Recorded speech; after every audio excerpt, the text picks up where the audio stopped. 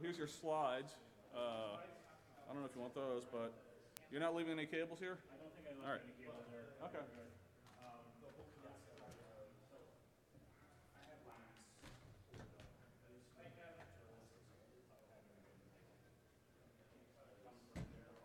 What I showed you.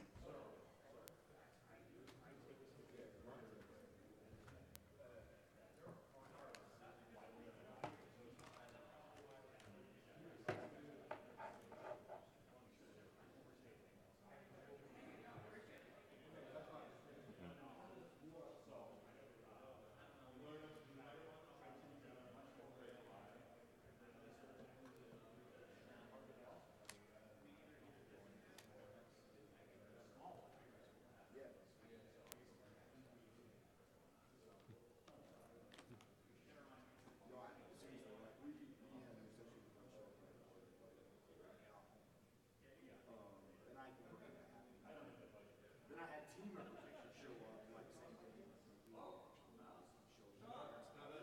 this your mouse? No, that mouse was up there when I came in. Okay. Okay, I'll keep it back here just in case somebody forgot it then. It was a very, very difficult, very, very complex story, and I can tell you a lot of reporters. Because they really like had a slant. What story? So, off the record, so Yeah, you're not here for record. so election systems in Florida. So I'm the CISO at Kansas State University. So I'm sure. Yeah. Yep. So yeah. So you know what's interesting is like the politics and the structure of the organization work. And ultimately, what happened and all. But again, y'all did ours especially. Like y'all ended up according to Board, which was like the initial like that was the one like that was the stone in the water that started the road. Which a lot of it was correct. I can tell you, there are a couple of reporters specifically in Kansas that like there's a lot of this. Generally, journalist reporters generally get a lot of general things correct. Yeah. But they will be generally more wrong than right. Yeah. And it is very hard, especially in this. So our smell test is different. We have soaking test. So we have a better idea of what is in these body. Have better understanding of organization. What's next? So, We're not going to go for it. Ken does really well with certain things. Okay. Just make sure that we're not understanding fully what you're saying. But we all have our strengths and Cheers. Yeah. And Wired is really positioned. Well, she's known for fire. She's not. She freelances now. She does New York Magazine, New York Times. So that's why she has so much stuff at times. Yeah, because she does stuff for her. Okay. So the only people left with fire is the people who are security fire. Any training where he's been on the book. Instead of a bunch of junior people. Most of the people do.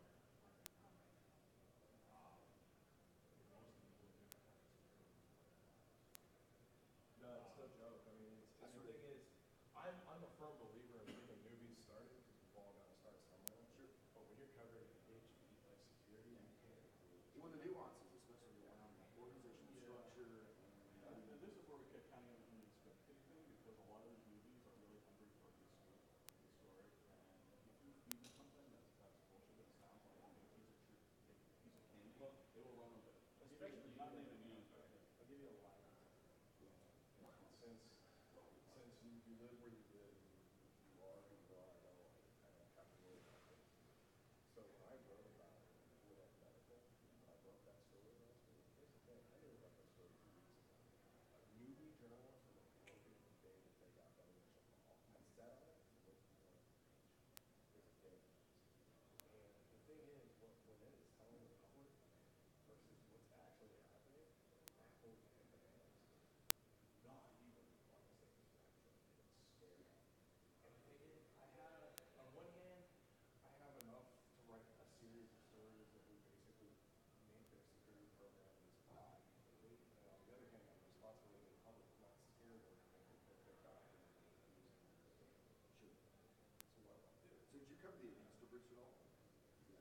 So I know a lot of people say food balance.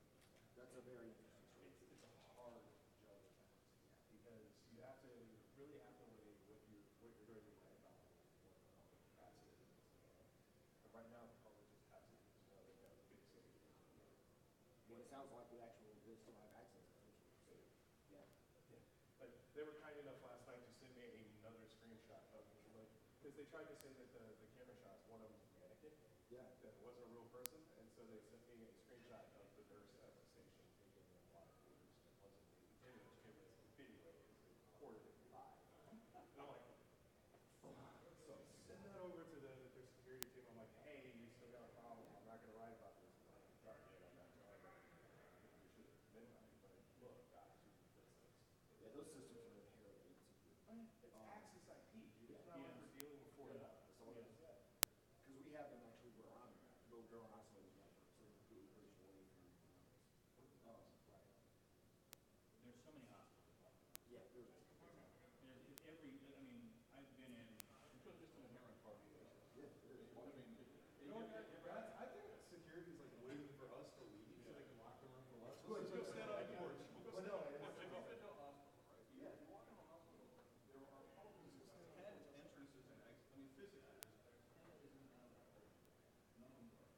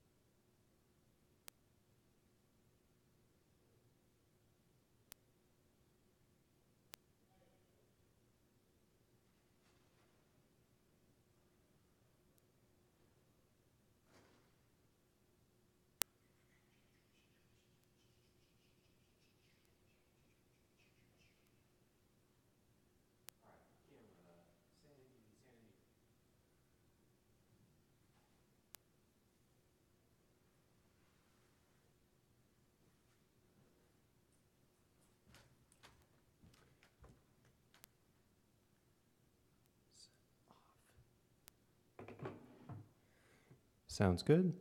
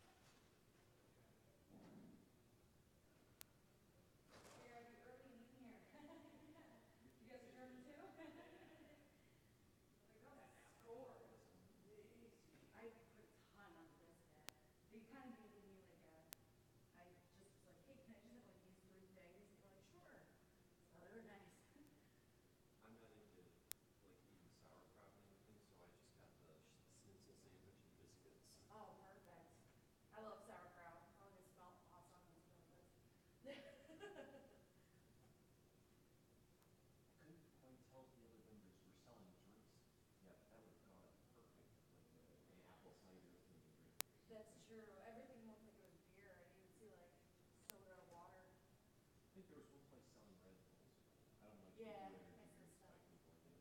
Yeah, I did like a ton of Red Bull yesterday, so I'm trying to let my body have a little break. We'll see if it works. At least before Offspring tonight. Are you into that or you not like into the night events? Not really. I might go to NewCon. Go to what? Adrian's doing, Oh, the mead thing? yeah, a little bit smaller crowd. I don't mind doing things at night, but I prefer being able to like talk to people as opposed to having to put earplugs in and Yeah. throwing light things around. That's not really my scene. See, that's what I prefer. You just got a mess with the business.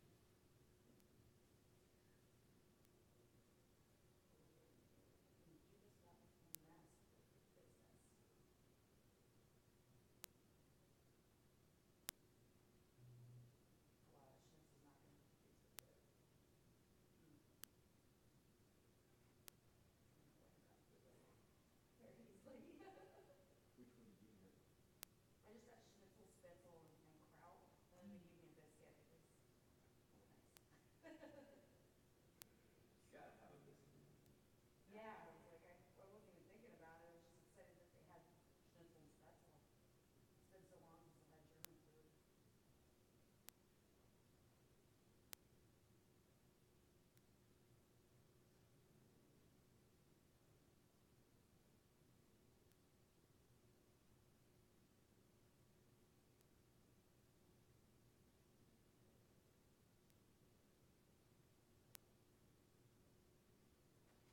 So what do you do for your day job?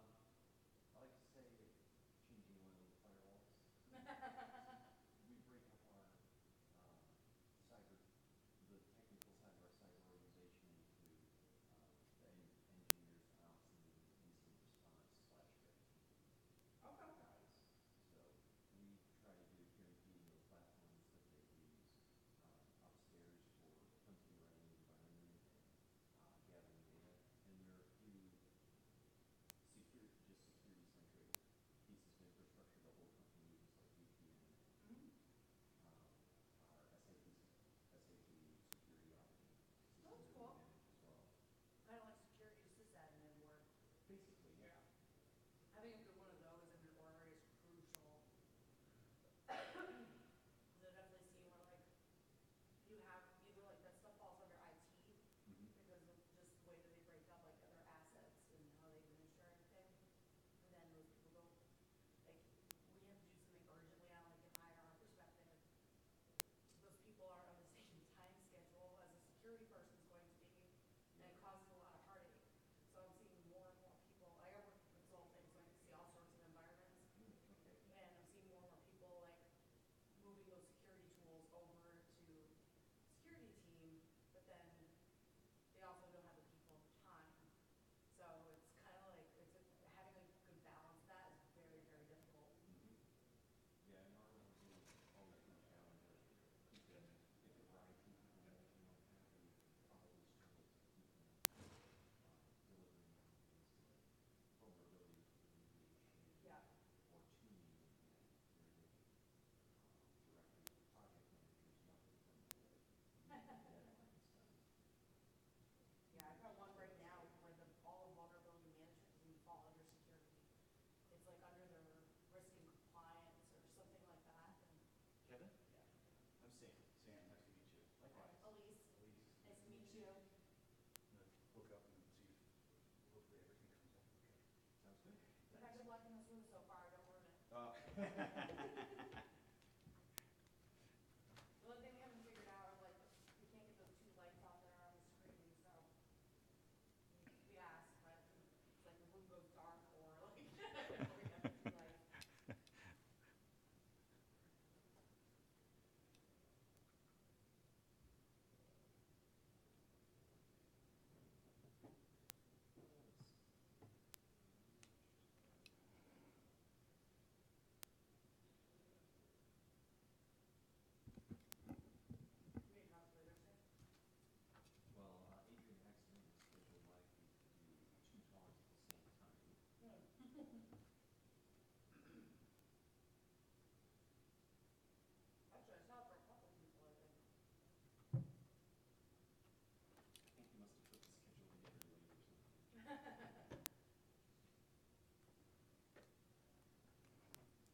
sorry, where's the hookup?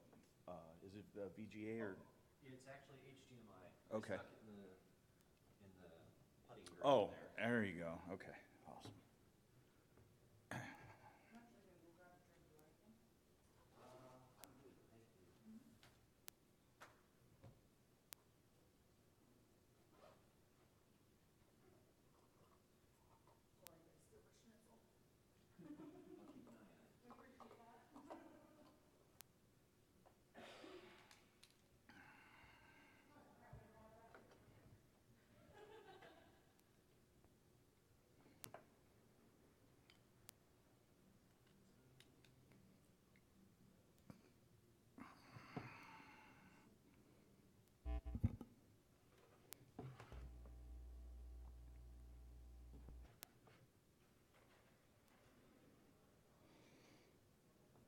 How are you finding the set? Okay. That works for us. No worries. Start you fast.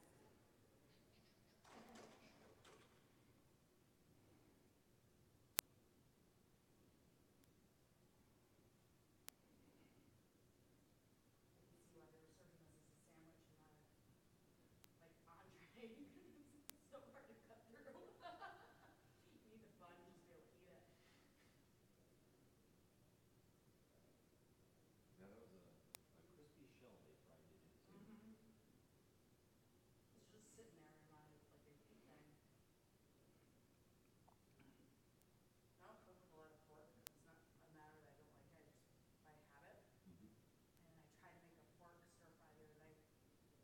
I was like, okay, I'm gonna brown it up like these little pieces on both sides, you know, 'cause you wanna make sure it's cooked all the way. I'll throw the veggies in and it'll get soft. And I'm good. My pork was so dry. My boyfriend was nice about it, but like I could tell, you know, it was too dry for me. Pictures coming through pretty good over here. Okay, Do you have good. any sound that you're gonna be playing from the laptop? No, no sound. Okay.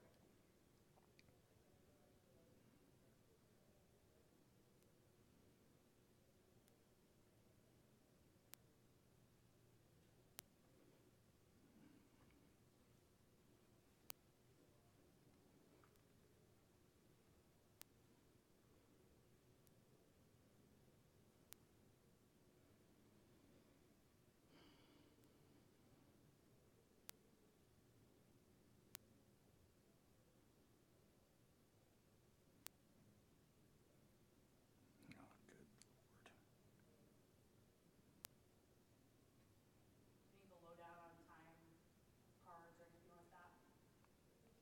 Like we'll give you a card for 10, 5, and 2 minutes. Okay, great. Perfect.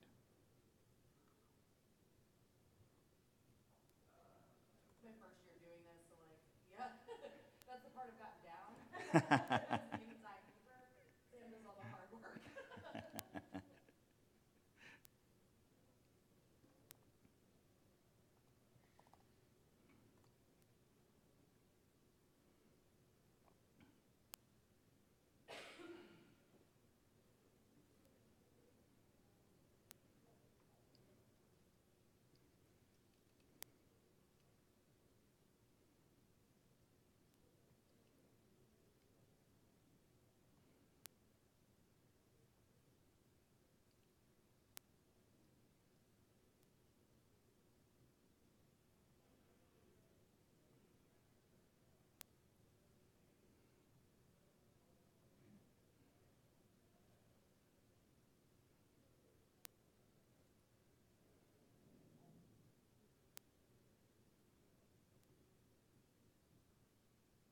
Do you need me to pray to the demo gods? I think all prayers are have been answered at this point. I had to rebuild this VM twice. Luckily, I fired it up yesterday and found the problems. So, but you know, a little extra wouldn't hurt. You got it, man.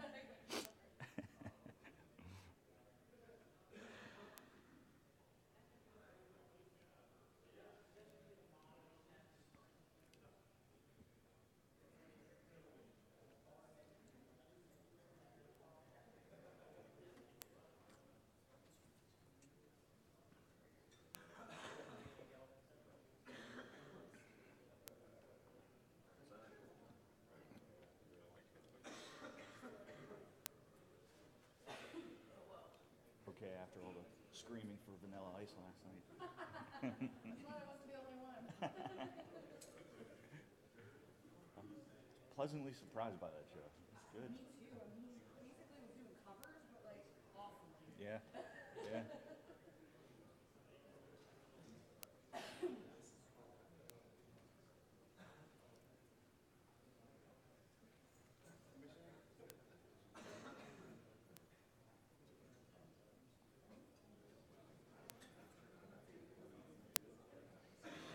What's up, Joe? So, Vance,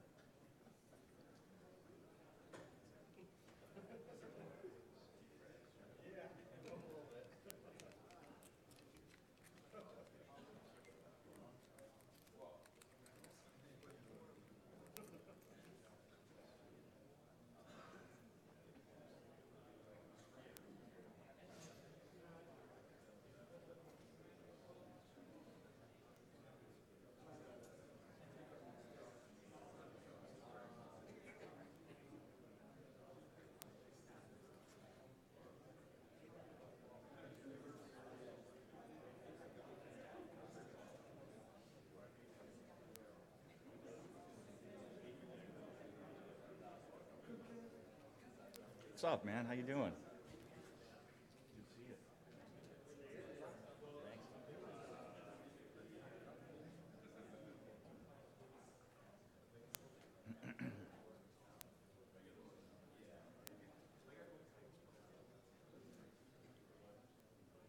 get a shot in there.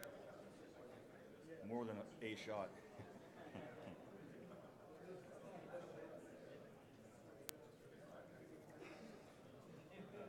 Hey, Mike, has anybody seen Elwell? No.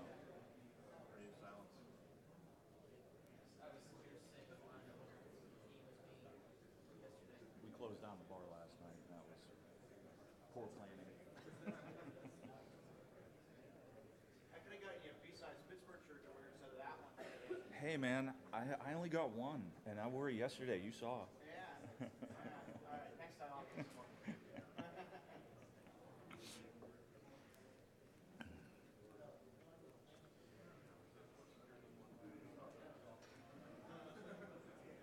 I tweeted and claimed you're still from Pittsburgh. I just saw it. I had to take my advanced persistent Pittsburgher line out. That was my go-to for so long, you know. I'm not letting Ohio claim you yet.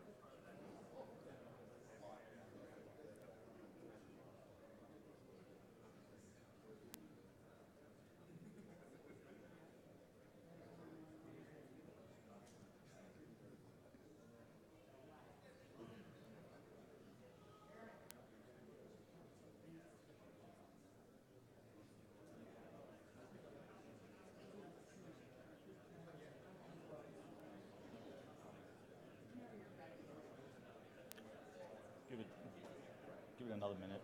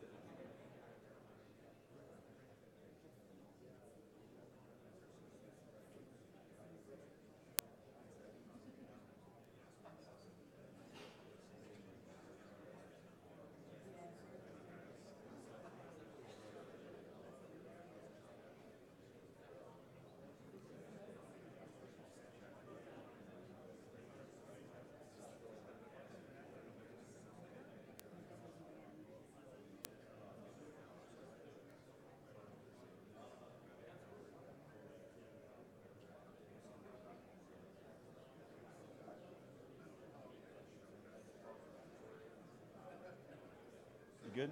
All right. All right, everybody, we're going to get moving. Thanks so much for coming out today. It was a much bigger crowd than I expected. So thanks for coming.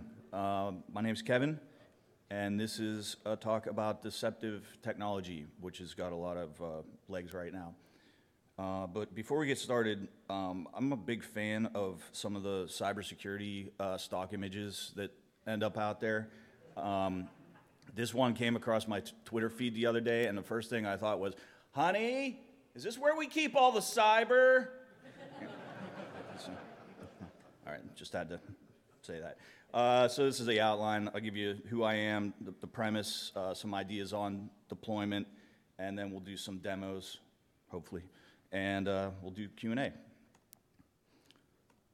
So I work for Dick's Sporting Goods. I do security stuff. I'm not really stocking footballs too much.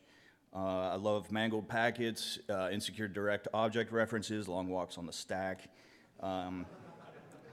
20 years in InfoSec life, and I've done red, blue, and increasingly orange. Been starting to get involved in a lot of development teams and cloud and that kind of stuff. And I'm a bit of a loudmouth. Done some speaking for B-Sides, Pittsburgh, Cleveland. Spoken at DerbyCon before, and done some SANS classes. And thanks again, DerbyCon, for having me back, and for Vanilla Ice last night, which was absolutely awesome. I don't know if anybody saw that, but my voice is a little shot from all the screaming, if you couldn't tell. So I've seen some things, is what all that means. So the premise of this deceptive systems. So what are we talking about? It's honeypots. Nothing all that new, right? Stuff has been around for a while, but you see a lot of vendors coming up and saying, "Hey, we've got this new technology. It's deception." No, it's honeypots. That's what it is. But there's this mantra that we hear, over and over again about, well, you should assume that your network's compromised. And so what does that actually mean? Well, what it means is that the bad guys bypassed your next-gen firewall thingy, they bypassed your next-gen endpoint protection, all the new fancy stuff that everybody's trying to sell you, and they're already in the network. So if they bypassed everything, what do you do? So honeypots are one way to maybe attempt to lure the bad guys out if they are already running around in your network. You really want to entice a threat actor to connect to a seemingly valuable system. So it's not about having a vulnerable system that looks like it could be easily popped. It's about having something that looks really valuable, enough so that a bad guy might come along and actually try to attach to it. And it can help you do some attribution, and it gives you the ability to respond. And I'll show you how some of that works in the demos. So when we talk about deployment, you want these things to get noticed, but not too noticed. You really want it to look like this. This is a good deployment, right? Everybody's singing, dancing, doing the same thing. They all look pretty much the same, but what you don't realize is that Alice in the back, she loves to gossip and tell everybody about what's going on. And that's what you want. You want something that looks legit, but is actually going to squeal on a bad guy. This is a bad deployment. Sticks out like a sore thumb, not blending in with the environment at all. So this is not a good idea. So some deployment do's. Set your traps on sensible subnets. So if you are making a deceptive system that looks like a file server, put it out there with the other file servers. Web server, same thing. Domain controller, same thing. You want to place these deceptive systems in the same places that you have other legitimate systems. You don't want to put them off on their own or anything like that. You want to give them convincing names and convincing attributes. So if you have a standard for naming conventions or whatever, follow it. If you have other attributes that you add to Active Directory for a particular system or a build date or something like that, add that stuff in there. Sprinkle some enticing honey creds and honey documents about things that once they touch a deceptive system, if they actually go further and open up honey doc, I'll show you an example of that, then that just shows additional progression and might help you track them down a little better. Continuously improve it, be creative. You do things like, maybe you have some VIPs, map one of their network drives to a deceptive system. And then if that, high-value person's system gets compromised, then the first thing the bad guy will do is hopefully go out and start exploring the network shares, and maybe that means that, they touch one of your honeypots. Make it look legit. So some don'ts. Don't make a subnet just for honeypots. That's not going to do you too much good. There's one exception there. If you're going to stand up a fake router, then you might want to do it to make it look like a router at the top of the subnet, like at the top of a /24, if that's typically how your networks are laid out. Don't name them things like CEO never patches or XP legacy, that sort of thing. Don't forget to make a whitelist, because there's probably systems out there that are scanning things like vulnerability scanners or inventory management systems that are constantly combing the network looking for additional new assets. You got to whitelist that stuff, otherwise you're going to get blown up with false positives. And don't set it and forget it. Again, you want to try to continually improve this stuff. Don't do it wrong. I love that GIF. I just love it. Okay, that was pretty quick. We'll move into the demos. Before we start there, anybody have any initial questions or anything like that?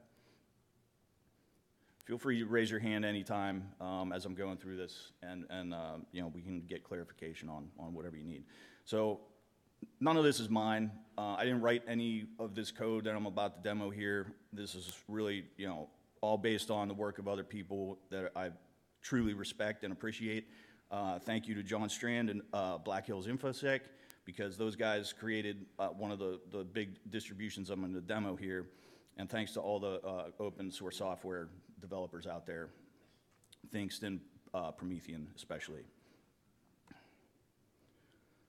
So the first demo we'll do is Canary tokens.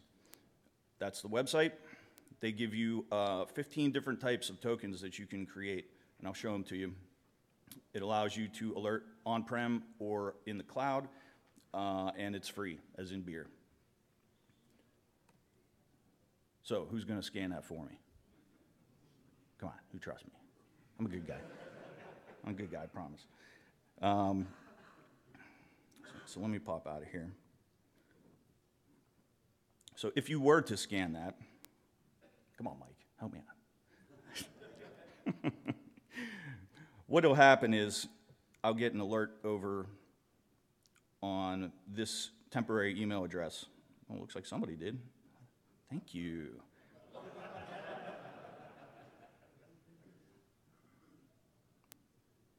And this is the kind of information that you get back. So you can put whatever you want in here for a reminder, just to, make sure that you understand why you deployed that, what the purpose was, that kind of thing. But you can see you get the source IP. Somebody did this from an iPhone. Cool, thank you. And that's, QR code, okay, that might help you for something. But there are some more interesting ones out there. For example, a DNS name.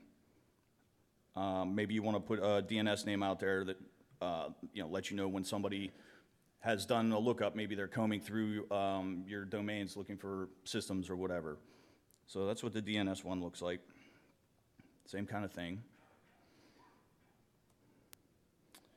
And then I can show you another cool one.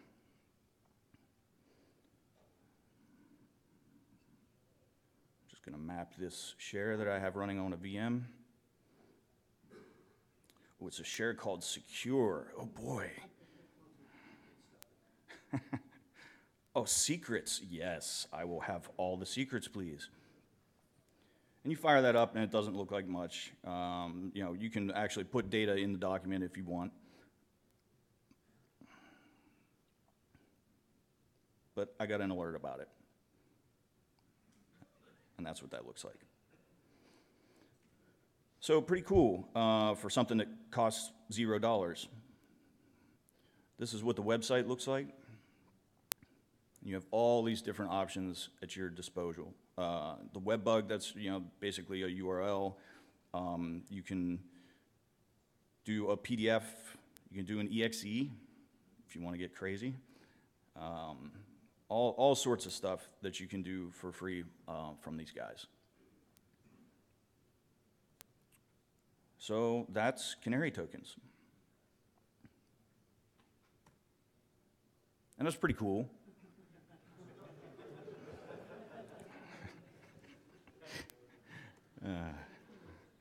All right, so the next thing we'll do is ADHD, which stands for Active Defense Harbinger Distribution from Black Hills InfoSec. Again, those guys are awesome. Read the heckin' manual. I tried to do this on a 64-bit system and failed miserably. They tell you, Ubuntu, 32-bit, use it. It will fight with you otherwise. Has all kinds of honeypot tools in there, and we'll go through a few of them here.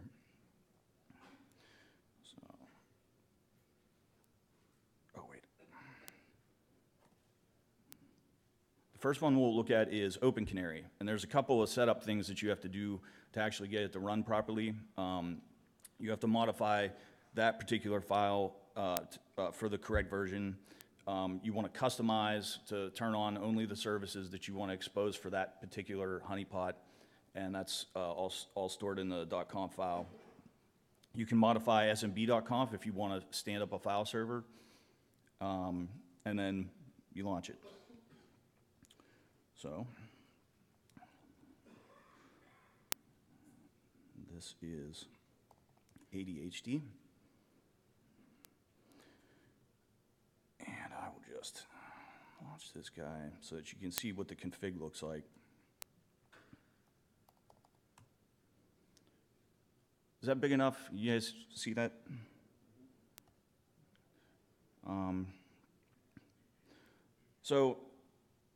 This is essentially your DNS name, and then you can set banners and all that kind of stuff. These banners can be whatever you want. You can turn on different ports. So right here, this is a port 5000 that actually displays a NAS, which is pretty slick. Squid proxy.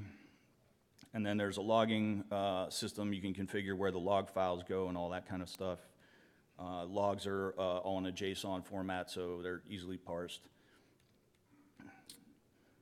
You can say, okay, here are the files that I want to put out in the file system. So very, very customizable. You can also set honey creds for certain services. So this is a Cisco Telnet daemon. That's how it identifies. And so we've set honey creds here where we say, okay, well, if the username's admin and password's admin1, then that just means somebody picked up honey creds that I laid somewhere else and tried to use them on this fake router.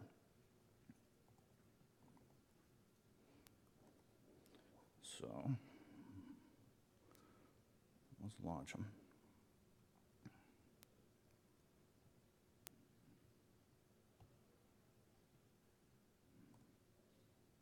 And that's kind of what the launch looks like. These are just all the log messages from the service saying, okay, I'm getting ready to go.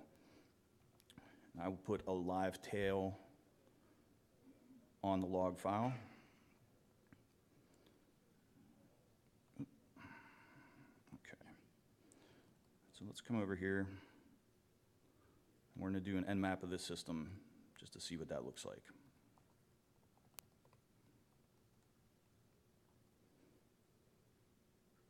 And you'll start to see some things populating over here from the tail as Nmap gets going.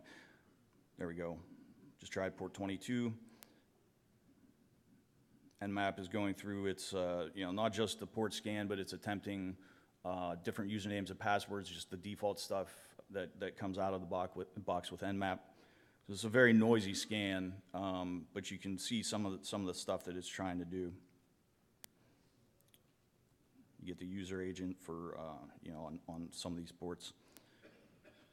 All right, and there's the Nmap scan. Now, like I said, you don't want this to be ugly and crazy looking. This is intentionally ugly and crazy looking because I wanted to show you some of the different services that are available.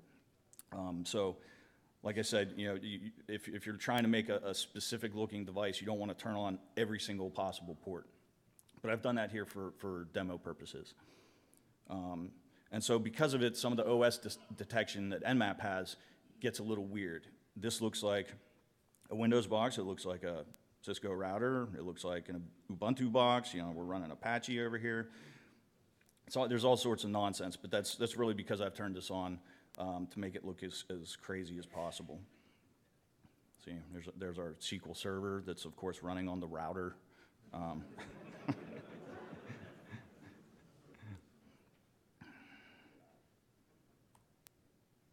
So it looks like a pretty good Cisco router there, and I'm just going to fail.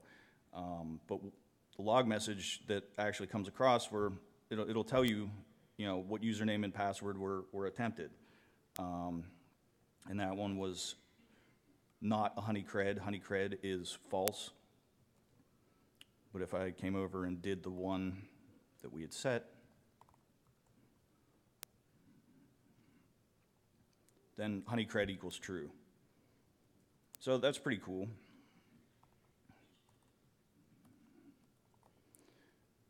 And then, if you want to try to FTP to it, looks like it looks like an FTP server. And it's just going to say, okay, you're logging in as anonymous. That's cool. Tell me something more. And it's just going to fail. So it doesn't try to keep you tricked for very long. There's not a ton, it doesn't go super deep in some cases, but it might be enough just to create an alert that you would be interested in. Here's that Synology NAS hanging out there. Same thing, It's just going to fail. But you'll catch that, and the source IP and all of it. So that's pretty neat.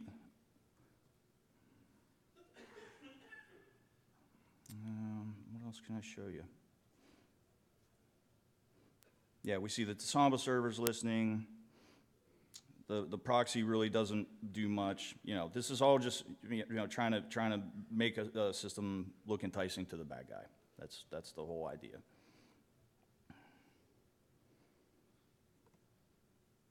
So that's very cool. It's really cool. Okay. So then the next one I'll do, and I'm really flying through this. I apologize. We'll look at excuse me, Honey Badger Red. There's no additional config required out of the box from ADHD. This is just running there by default. It's got really crazy attribution, and it's a little bit of legal hacking back. So what happens here is Honey Badger Red will actually show you on a map where your attacker's coming from. And so it does that by figuring out a location, which has been determined legal in the courts. It's about as the only type of hacking back that you could do to a bad guy. And then there are some limitations with the system. So if you have an attacker who is not using wireless or doesn't have a wireless card available on their system, this isn't going to work so well because it's really using a Wi-Fi site survey to do its thing. So if they're using a VM, for example, they might not have a Wi-Fi adapter and they might not actually do a site survey. So I'll show you how this works. And you're going to see a whole bunch of messages about old versions of this and that, and that's intentional. I got ancient Java on here.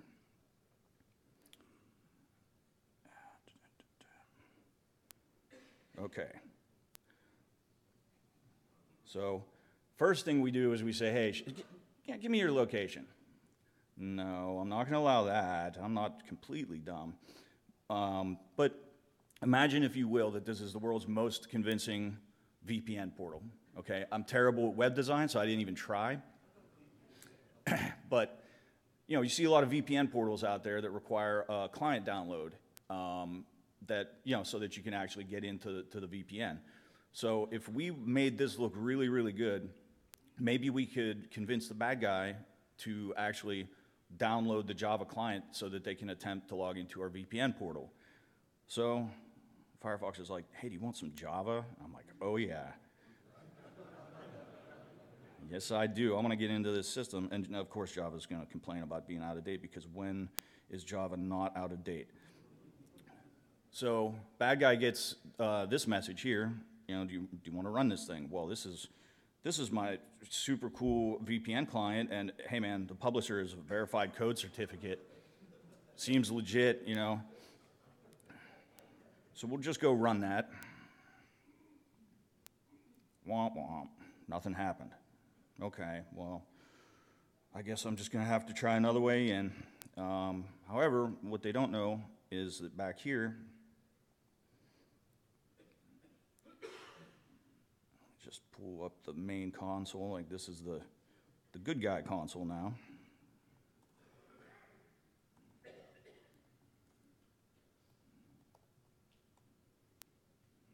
Don't save the password, please. Okay, and this should load up in a minute.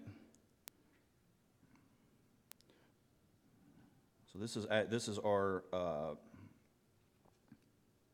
there we go. So this is our map. I used to live in Pittsburgh, so this is when I was testing around at work in places in Pittsburgh. I now live in Columbus, so there's me testing it from my house. And I did a demo like this in Indianapolis for Circle City Con, and this right here is us. This is the pin that we just put down. So let's see if it's accurate at all. Zoom in a little bit. We're getting pretty close.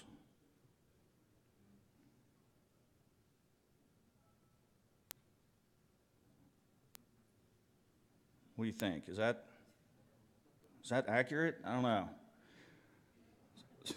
So what just happened was, when I executed the Java client, or the Java app, which was not a VPN client, but we would want it to make it look like that.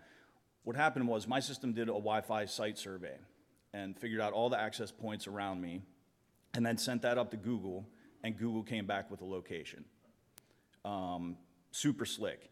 So even if I'm behind 9 proxies, if I'm dumb enough to have my Wi-Fi turned on, that's not really going to help from a location standpoint.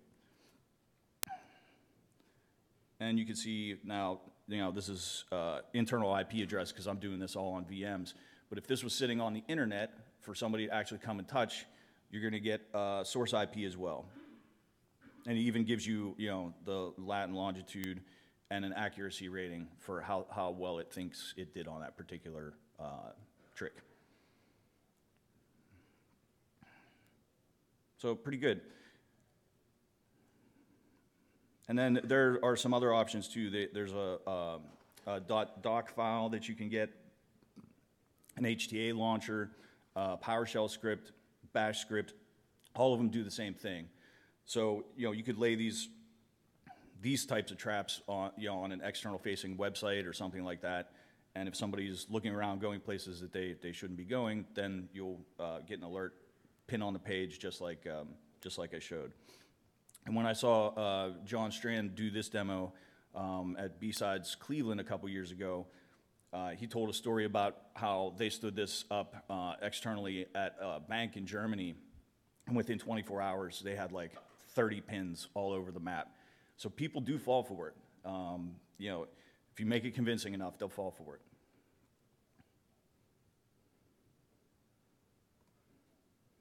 So that's like deal with it cool, okay? That's like deal with it. It's way too cool. Yeah, we gotta watch it twice. All right.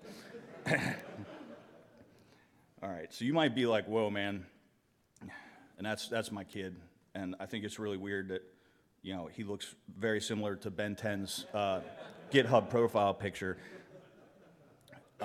So a lot of info, a little bit mind-blowing. I thought it was anyway.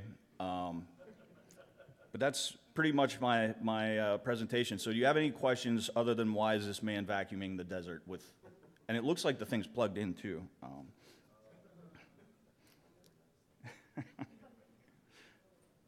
In the back.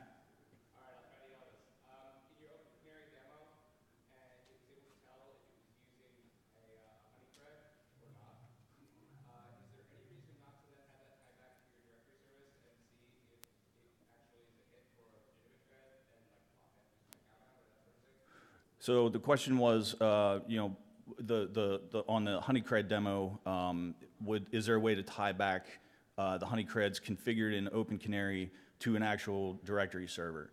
And I don't believe so. You know, especially because that one's only works on the router module, and that thing doesn't have a ton of capabilities as far as talking back to you know, directory server.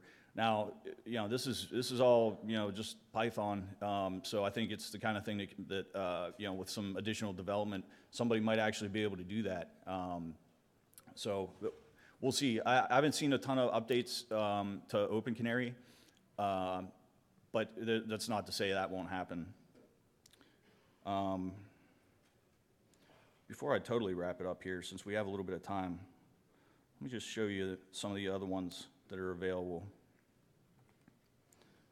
So in ADHD, all of the honeypot stuff is in /opt. And if you take a look, there's some interesting stuff here. Artillery, that's a tool released by Binary Defense. That one works a little differently, where it's sitting there listening on open ports, and if it sees somebody touch one of the open ports, it just immediately bans that system, adds it to a block list, because you just shouldn't be touching that system, period. It's a deceptive system. Beef, that's the browser exploitation framework. You know, if you want to hook a bad guy's browser and watch what they're doing, you can do that. There's all kinds of interesting stuff in here. ReconNG, OpenBack, which is you know, really slick for like ICS type stuff. So plenty of things to look at in here. It's all maintained in a single distribution. That's what's great, is, you know, they're constantly updating this thing, adding additional tools and that sort of stuff.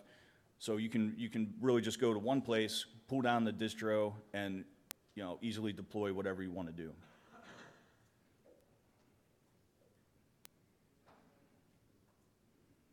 All right. Any other questions? Yeah, up front. From a red team perspective, what's the best way to detect when something like this? Like, are there any common fingerprints for these ISOs that I can use? Yeah, I mean, if some of the stuff, if the person who configured it was a little lazy and maybe had more than one port open, then that's going to allow Nmap's OS detection to work a little better. So you could end up seeing some of the weird stuff that you see here, where it's like, let's see, like right here, it's clearly saying this is Linux, you know. But, you know, we're still coming back and saying Windows, and, you know, you got your SMB OS discovery is Windows. Like, there's definitely some fishiness there. So, again, a lot of this can be tightly configured, but, you know, if somebody makes a little mistake, you could end up with some telltale signs. Yes? Have you done anything with like honey emails? I had an organization I was working with that actually, they kept getting hit by the same phishing group, and they would always iterate over the top of a mail list, basically. So they set like Aaron Abac or whatever was the guy's, the honey email's name. To my knowledge, though, they were never able to figure out a way that it would alert them if it was a touch, other than logging in and seeing if stuff was being sent to it or from it. Do you know if there's anything in these functionalities that would help with something like that? I do not. So the question was around honey emails. Is there, you know, the ability to set up honey emails? Not within the Canary tokens, and I don't believe. Oh, I was wrong. Unique email address. So if somebody touches a unique email address, but that's a little different than the use case you were talking about. So you could configure an email address that if it gets an email, it makes an alert. But, you know, for that particular use case, I'm not sure if that would help.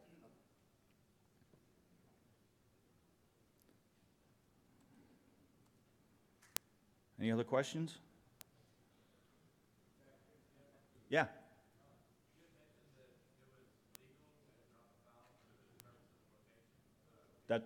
That's correct.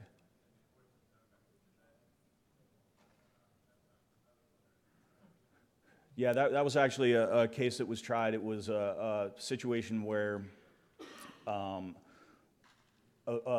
computer was stolen, like a laptop was stolen, and the organization had used IP address location, and there was like a client, like a LoJack type client on the laptop that would just broadcast its location via GPS and via IP address. And it went to court because you know, they were essentially saying, well, you hacked me, and the answer was no, not for the purposes of location only. You know, running malicious code, taking pictures even might be problematic, but that one case of location was okay.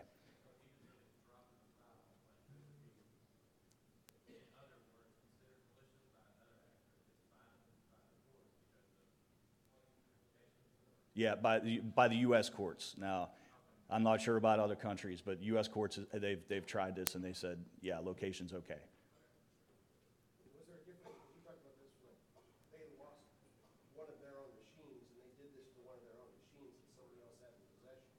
Yeah. So did the court say it was based on that it was their machine initially, or was it actually your blanketly saying it's okay to figure out where this is coming from? I guess in that case, the system was stolen and sold to somebody else, and that it was that person who was like the new owner didn't realize that it was a stolen system, and they were able to use, you know, that technology to ultimately determine location. So originally it was theirs, but the person who had it didn't.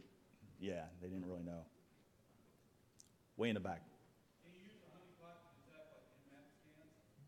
Yeah, this, you know, that Nmap scan that I did against Open Canary right there was well aware that there was Nmap going on, made a lot of noise about it.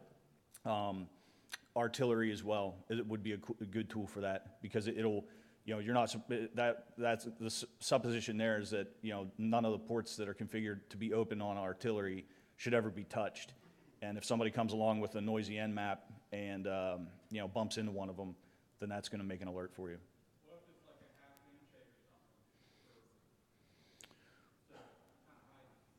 something? The scan that I did there, well, the scan that I did there was a SYN SynScan, now the Dash A adds the additional, like trying to do OS detection, which requires the full handshake. But that initial half open scan did get detected on a few of those ports.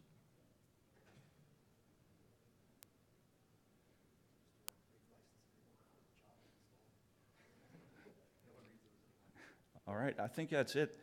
Yeah, one more. Have you done anything, taking the logs from the honeypot, sending them over to your SIM for alerting, or? That's something that we're working on now.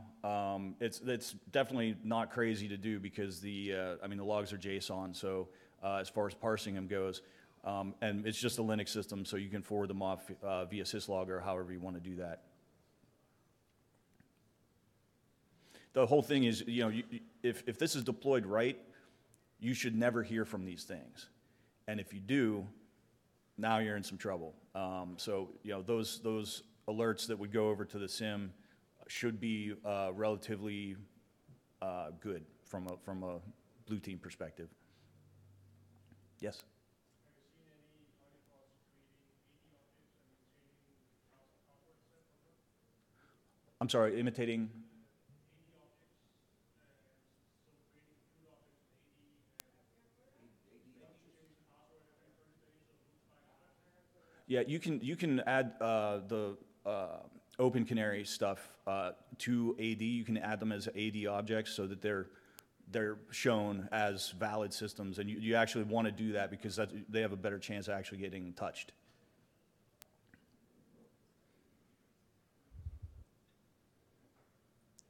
All right, well, if anybody thinks of other questions or you just want to chit-chat about the topic a little more, I'll be in the lobby, and there's my other info. Please feel free to reach out, and thanks again for coming today.